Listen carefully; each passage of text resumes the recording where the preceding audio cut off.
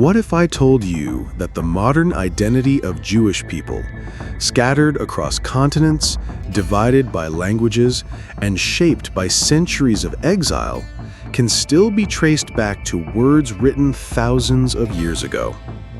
Words that were carried across deserts, whispered in exile, and copied in candlelight when entire communities were under threat. That's not just history. It's survival encoded in text.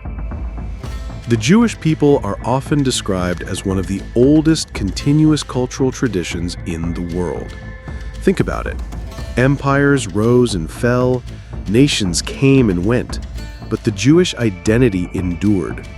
And at the heart of this endurance are the texts, ancient scrolls, commentaries, mystical writings that not only preserved memory, but gave shape to modern Jewish life. In today's video, we're diving deep into how ancient texts like the Torah, the Talmud, and the Midrash did more than set rules. They gave the Jewish people a sense of destiny, resilience, and identity that continues to this very day. And along the way, I'll share real-life stories of families who clung to their books when they had nothing else left. By the end, we'll see why texts can be more powerful than armies and how they continue to shape Jewish identity in the modern world. The foundation, the Hebrew Bible. Let's start with the Torah, the Hebrew Bible. It's not just a religious document, it's the foundation of Jewish identity.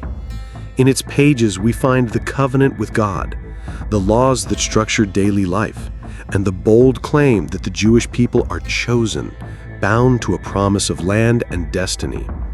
That might sound abstract, but for centuries this belief carried a people who often had no land, no army, and sometimes not even safe homes. One of the most powerful narratives in the Torah is the Exodus story, the liberation from slavery in Egypt. That story became the heartbeat of Jewish resilience. It's not just about the past, but about a pattern: oppression followed by deliverance. And this story didn't only belong to Jews. African American communities during the Civil Rights Movement sang spirituals like "Go Down Moses" because they recognized themselves in the Exodus. It's incredible how one ancient narrative can ripple across cultures and inspire liberation movements thousands of years later. But here's what makes it even more fascinating. The Torah became the anchor during exile. When the Jews were taken into Babylon, they no longer had a temple or a land. What held them together was the text. They gathered to study, to read, to remember. Without geography, they built identity out of memory. And that's a radical idea. Usually nations dissolve when their land is gone, but the Jews redefined nationhood around words. Why do texts have this kind of power? Think of your own life. Maybe there's a letter you keep from a loved one, a book that changed your perspective, or even a phrase that guides your choices. Words live beyond time because they carry meaning. And when a community holds on to the same words across centuries, those words become more than literature. They become identity. I once read the story of a Jewish family in medieval Spain who, when forced to flee, left behind their wealth but carried their Torah scroll. Imagine that for a second. In a time when survival meant food and shelter, they chose to carry a book. Why? Because for them, that book was not just parchment. It was memory, law, and destiny rolled into one. That decision to carry texts instead of gold shows what the true currency of Jewish survival has always been: meaning. From temple to text, the birth of Rabbinic Judaism. But history pushed the Jewish people even further. When the Second Temple was destroyed in 70 CE, it could have been the end of Judaism as it was known. The temple had been the heart of worship. Sacrifices, rituals, pilgrimage, all of it revolved around that sacred space. And suddenly it was gone. This is where the Talmud enters the picture. The rabbis of that era did something revolutionary. They shifted Judaism from being temple-centered to text-centered. Instead of priests offering sacrifices, communities now gathered to study, debate, and interpret how to live Jewishly without a temple. It covers everything: trade, marriage, ethics, even mundane details of daily life. One could say that this was the moment Jewish identity became portable. You could burn down synagogues, scatter communities, and ban worship, but as long as someone carried a text, Judaism could be rebuilt. It's like packing your entire culture into a set of books, ready to unfold wherever you open them. There's a real story I love about this. During the Holocaust, a group of Jewish prisoners secretly studied scraps of Talmud in a concentration camp. They risked their lives for it. Why? Because even in the darkest places, those texts reminded them of who they were. Identity wasn't stolen because it was written deeper than walls and uniforms. It was written in the words they remembered. A portable homeland. Here's a striking thought. The Jewish people managed to survive centuries of exile without a state because their true homeland was the book. If you think about it, that's a very modern idea. We often talk about virtual communities today, people who feel connected online even without geography. But Judaism had its own version centuries ago, a textual homeland. Wherever a Torah was opened, wherever Talmud was discussed, that place became a kind of Jerusalem. And that's the key to understanding Jewish resilience.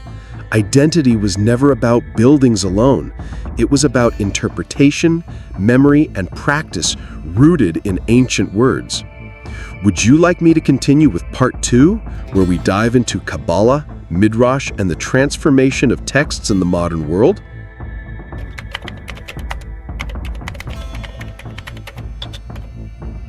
So far, we've seen how the Torah and Talmud created the foundation of Jewish identity, turning memory and study into survival tools.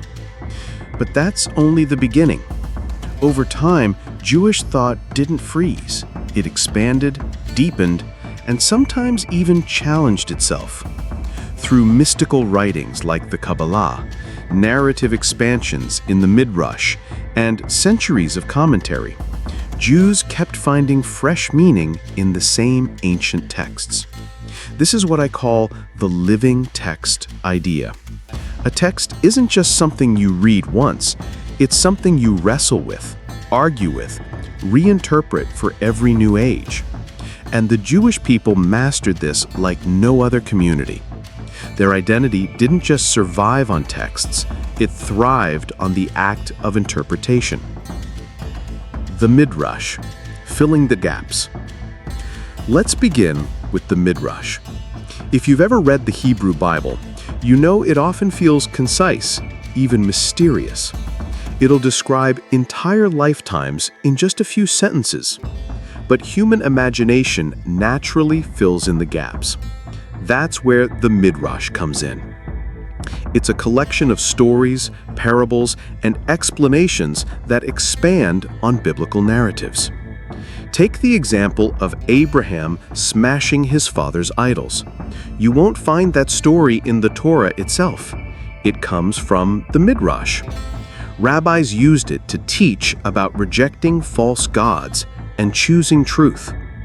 The Midrash works almost like fan fiction for the Bible, except instead of being mere entertainment, it was a way to deepen faith, clarify values, and transmit identity to younger generations.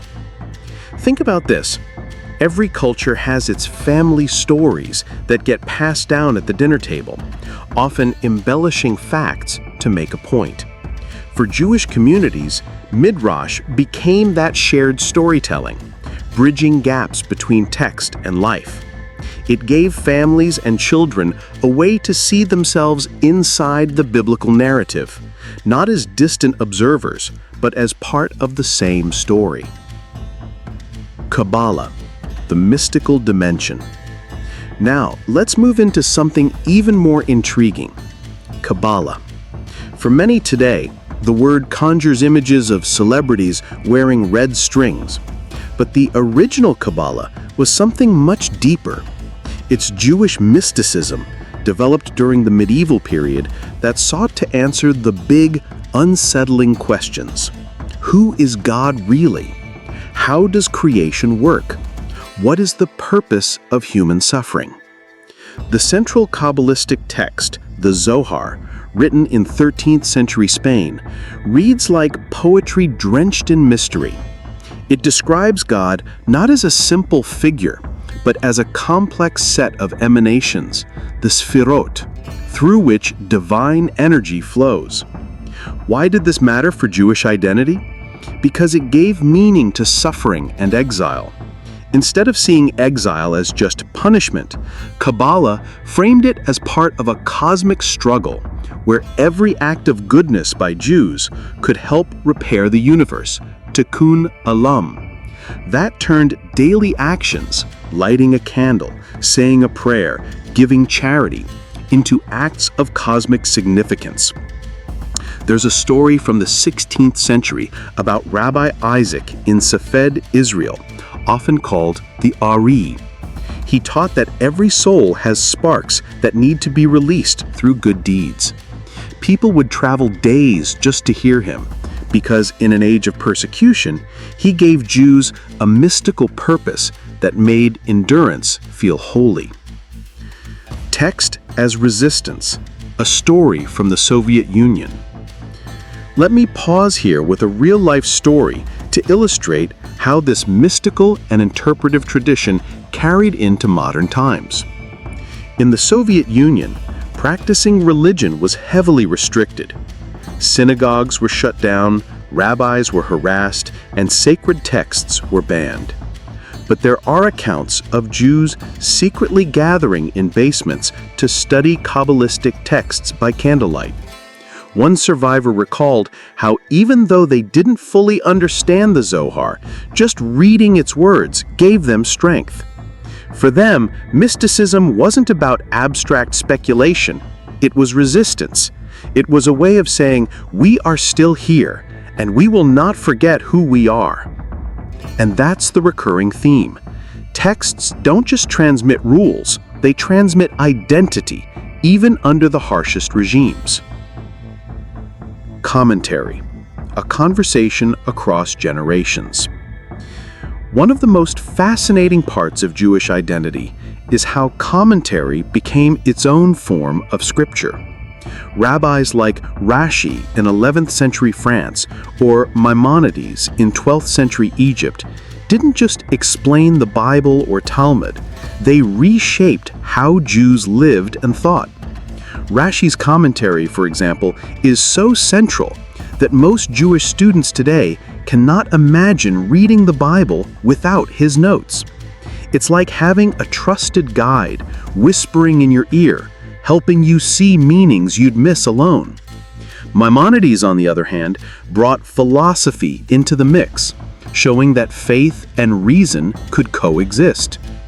What's remarkable here is the pattern. Jewish identity never depended on having one fixed interpretation. Instead, it thrived on argument and debate. To this day, you can walk into a yeshiva, a Jewish learning academy, and hear students shouting, arguing, flipping pages, challenging each other. That noise isn't conflict, it's identity in action. I once visited a yeshiva in Jerusalem, and the energy was electric. Young students, some barely in their 20s, argued with the passion of courtroom lawyers. When I asked one of them why they argue so loudly, he smiled and said, "Because that's how we love the text. If you don't wrestle with it, you don't really own it." From exile to emancipation, texts in modern identity. Fast forward to the 18th and 19th centuries, when Jews across Europe began to encounter modernity, emancipation, and the Enlightenment. Some Jews embraced secular philosophy, science, and politics. But even then, the conversation kept circling back to texts. For example, the Haskalah, the Jewish Enlightenment, reinterpreted old ideas through the lens of reason and progress. In Eastern Europe, Hasidism arose around the same time. While grounded in Kabbalah, Hasidism shifted focus from dry study to joyful spirituality. They sang, they danced, they told stories of rabbis who performed miracles. But even then, the Hasidic masters always linked their teachings back to Torah and mysticism. It was never a break with the text, it was a renewal. Here's a real story that captures this contrast. In the 19th century Poland, there was tension between rationalist Jews influenced by the Enlightenment thinking and Hasidic Jews dancing around their rabbis. Yet both groups, despite their differences, shared one common thread. They were arguing about how to interpret the same ancient texts. Identity was never about agreement. It was about shared engagement. So what can we take away from this? Jewish identity is not a fossil, it's a living dialogue with the past. Ancient texts didn't just hand down rules, they created a framework where every generation could ask, what does this mean for us today? That's why Jewish identity could survive so many transformations, whether in medieval Spain, mystical Safed, Enlightenment Berlin, or Soviet Moscow. And here's the truth, identity is never about standing still. It's about finding ways to reinterpret your story so it keeps breathing. Would you like me to move on to part 3, where we'll explore how ancient texts continue to shape modern Jewish identity today, from Zionism to American Jewish life to digital spaces?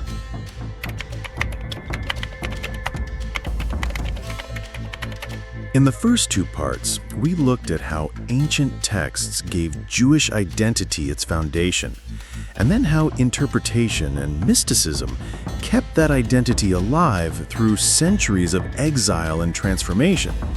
But now comes the most fascinating part of all, how those same ancient texts still shape Jewish identity in the modern world, whether in Israel, the United States, or even in digital spaces today. The reality is this: even in a world dominated by science, technology, and globalization, ancient texts like the Torah, Talmud, and Kabbalah continue to define Jewish self-understanding. And perhaps even more surprisingly, they'd become sources of inspiration not only for Jews, but for the world at large. Zionism, texts, and the return to the land. Let's begin with Zionism, the movement for a Jewish homeland. At first glance, you might think Zionism was a purely political or nationalist movement, but look closely, and you'll see how deeply it was rooted in ancient texts. The very idea of returning to Zion, Jerusalem, comes straight from the Hebrew Bible. For centuries, Jews prayed daily, next year in Jerusalem. That line wasn't just ritual, it was a constant reminder that identity is tied to land and memory. So when 19th and 20th century Jews began to seek a homeland, it wasn't a new invention. It was the fulfillment of a narrative written thousands of years earlier. Take Theodor Herzl, the father of modern Zionism. Though secular in many ways, Herzl's vision tapped into the biblical promise of a land for the Jewish people. And when Jews from around the world began migrating to Israel, they brought with them not just political hope, but scriptural resonance. Planting vineyards in Israel wasn't just agriculture, it echoed prophetic visions of restoration. There's a moving story about early pioneers in Israel who, after planting olive trees, would quote the prophet Amos, "I will plant them on their land, and they shall never again be uprooted." For them, text and reality were merging. They weren't just farming, they were fulfilling prophecy. American Judaism, texts in a new world. But while Zionism was reshaping Jewish identity in Israel, something very different was happening in America. Here, Jews found freedom unprecedented in their history. No longer confined to ghettos or persecuted by governments, Jews in America faced a new question. How do we keep our identity alive when we can freely blend into the majority culture? And once again, the answers circled back to texts. In America, the Talmud and Torah became the anchor for Orthodox communities, while Reform and conservative Jews reinterpreted these texts in modern ethical terms. For example, many American rabbis in the civil rights era turned to biblical prophets like Isaiah and Amos to argue for justice and equality. Rabbi Abraham Joshua Heschel famously marched with Martin Luther King Jr. in Selma, saying, "When I marched, I felt my legs were praying." That's a powerful image. Ancient prophecy applied to modern justice, identity expressed through moral action. I once spoke with a Jewish woman in Chicago who grew up during that era. She told me her parents weren't especially religious, but they insisted on celebrating Passover every year. When she asked why, her father said, "Because if we forget Egypt, we'll forget Selma too." For him, the Exodus story wasn't just about the past, it was a moral framework for the present. The Holocaust and memory as text.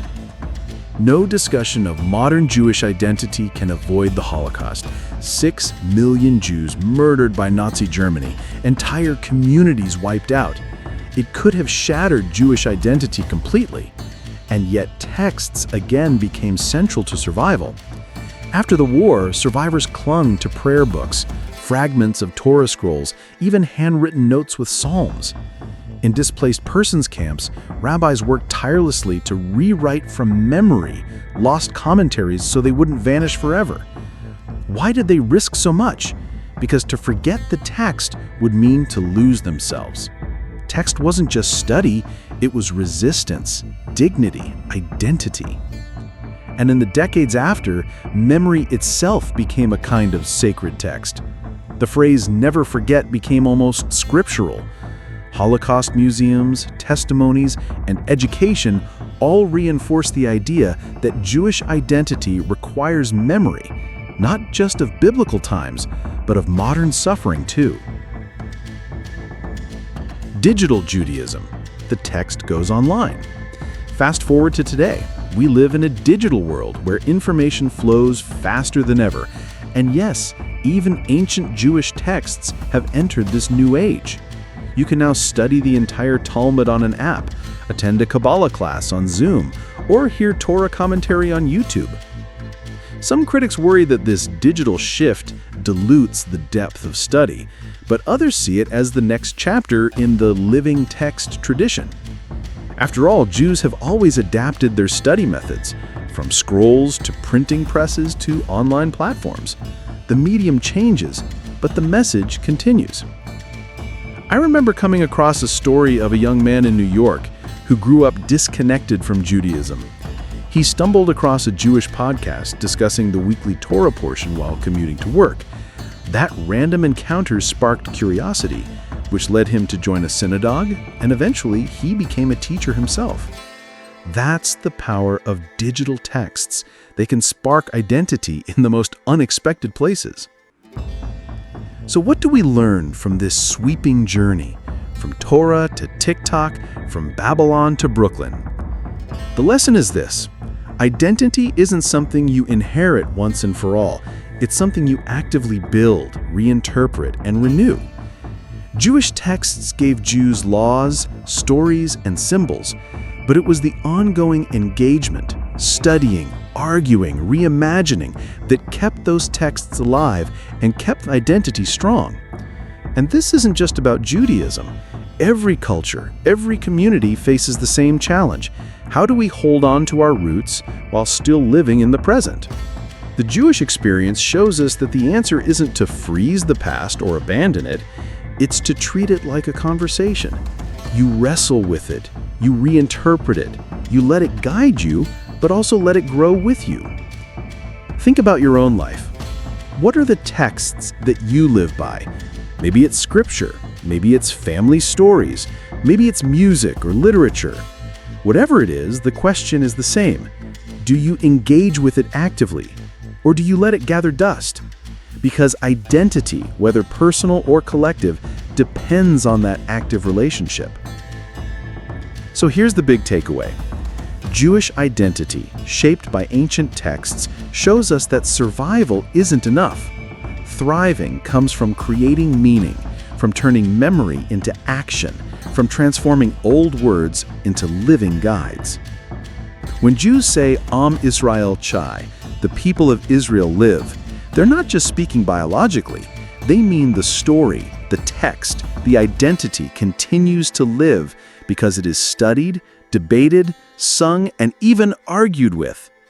And maybe that's the challenge for all of us, to find the texts, the roots, the stories that make us who we are, and to keep them alive, not as relics, but as living companions on our journey.